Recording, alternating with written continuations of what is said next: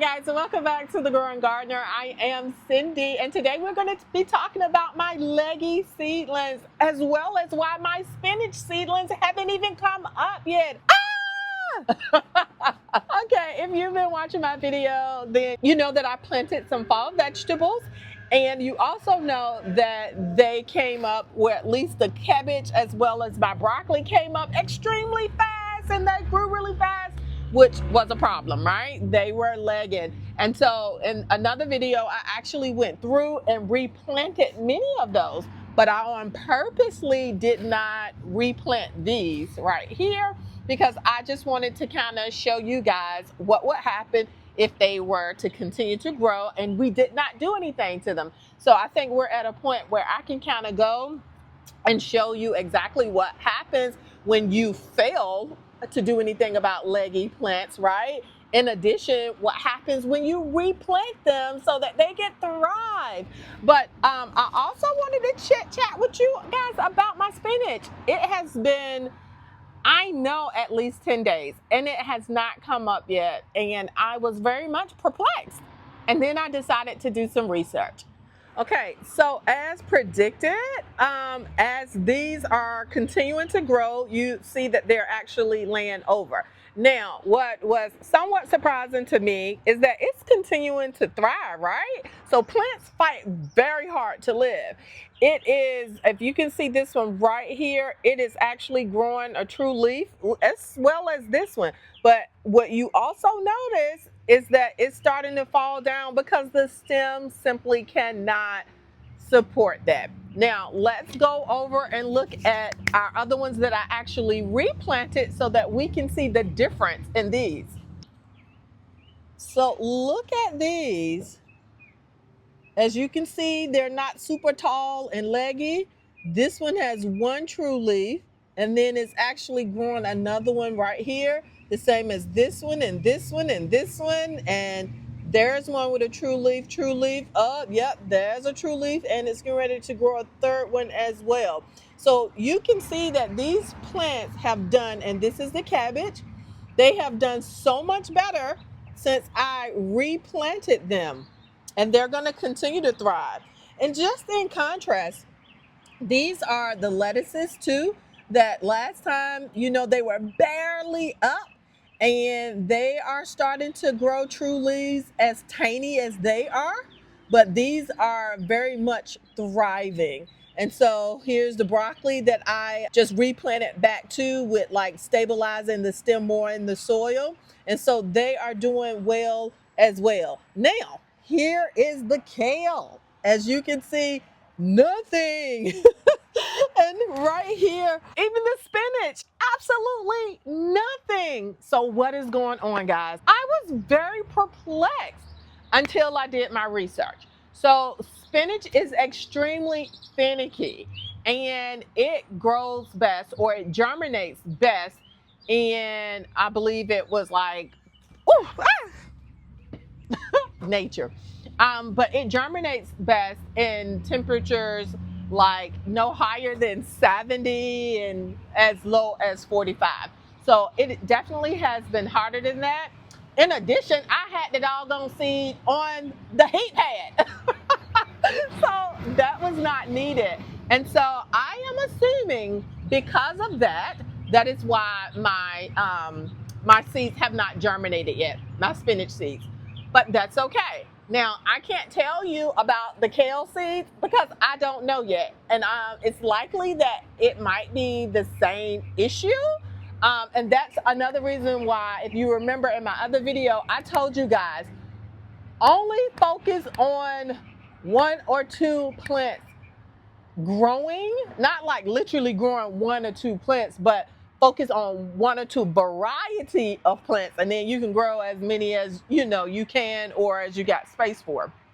But the point that I tell you guys to do that, and often I tell you guys to do as I say and not as I do, because I'm just so excited. So I just want to jump in and learn everything.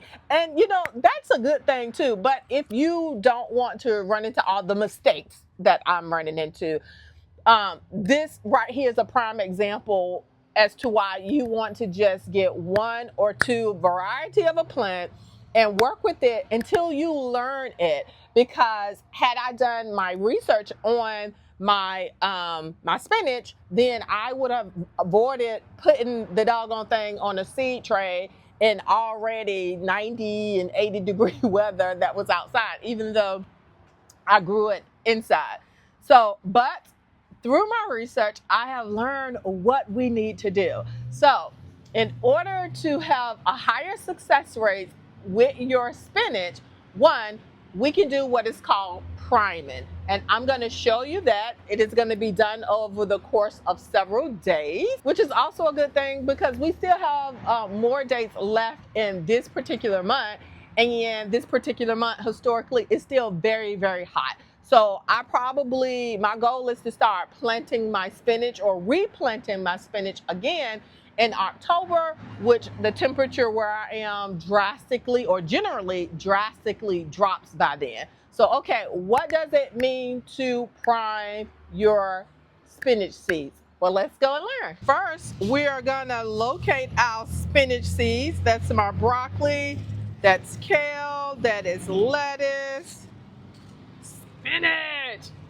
Here it is right here. The rest of my spinach seeds, and I only had one pack. I actually went to Home Depot today to see if they had more seedlings, but I did not realize they pack all of that stuff up, and she said they don't bring those seeds back out until March. And in addition to that, they did have seedlings, and I was looking at the collard greens, but again, they are $5.98. Like, I wanted to go ahead on and buy it so bad because I do not have collard green seeds. I failed to purchase any. And at this point, I don't want to order online because it's just going to take more time, right? But I couldn't get over the fact of the Miracle-Gro. Like, if you are saying, hey, use Miracle-Gro, then I think you use Miracle-Gro to start the seed. And I don't want anything to do with Miracle-Gro, right? But anyway, so and another reason why, again, you should start from seed, because paying $5.98 for some freaking seedlings, and I think they did give you about maybe 4, but still, that is a lot. Anywho, when I went inside of the store, it was absolutely beautiful. Oh my goodness, guys. I was like, oh, fall has never been so pretty. I was just in love. I wanted to stay in the store, but I had to come back home and do this video. So, all right. So here are my seeds right here, and we're just gonna pour them out. And I still have several.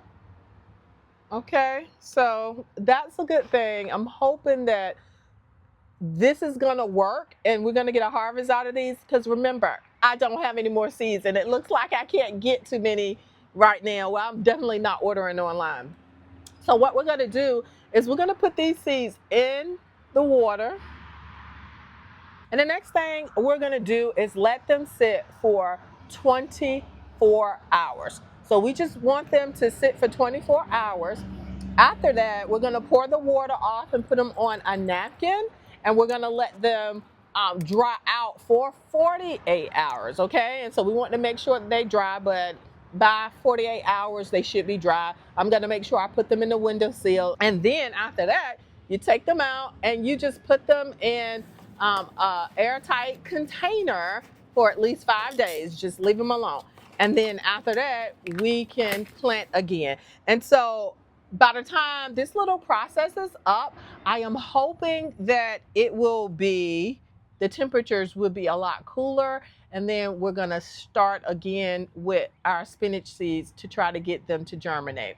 Also, what I did learn about spinach, in which I am very excited about, is that it grows in cold weather. Now, usually we don't get below like freezing here often whatsoever. So I am thinking that this is something that might grow all winter for me, right? And with a smaller garden, if I can continually produce more vegetables all year, that is a good thing, because I'm not producing quantity. So I would wholeheartedly like what I am doing to last longer. And I also might even do succession planting. And if you don't know what that is, it's basically kind of staggering your plants, the growth. So like with this one, this failed this failed attempted seedling.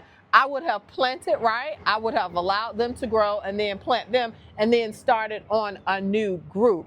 So that is something that, once I continue to get my bearings down, I'm going to do more because, plants do, like, they have a life cycle, right? And or an optimum period when they're producing the most vegetables or fruit or whatever it is that you're growing. That is exciting to know that it is a cold weather plant and it likes the cold and that it will still thrive in the cold. I like spinach and I usually do this stir fry. So again, I love the idea about going out to my garden, being able to clip off a couple of leaves and then coming in the house and making a meal.